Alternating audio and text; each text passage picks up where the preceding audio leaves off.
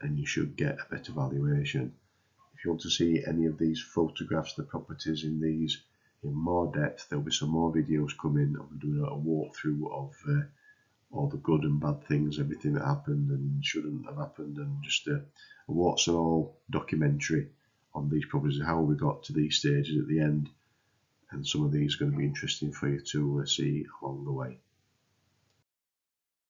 So if property is completed, so this is the order I will complete a refurbishment project in an ideal world. You may not have the luxury of getting trades to turn up when you want them to and to complete the works. Sometimes you may need to decide if you are better to carry on and make good later than hold up the project if you want to keep the deadlines. I hope one thing you get out of this blueprint is to make sure, 1, the property is clean before each trade starts.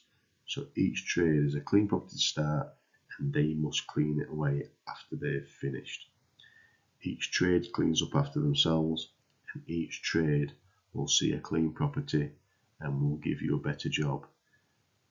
This is the key. Make sure they stick to it, otherwise you'll just end up with a complete load of rubbish everywhere, and it just gives the bad first impression, and you'll just get a bad job. Throughout this training, I hope you have learned that if you give a trade a clean and clear property to work in, and that all the work is completed that needs to be completed before they arrive, and that the work is done in the correct order, then they will give you a better product. All they want is an easy life, with no hassle, and where they can earn money, as no one comes to work for the fun of it. So if you don't give them that, they'll go to another job that they can earn money and have an easy life. Unfortunately, life is not fair, and no matter how well you have planned the work and thought of every eventuality, there will be issues that come up, and you will need to be able to deal with them.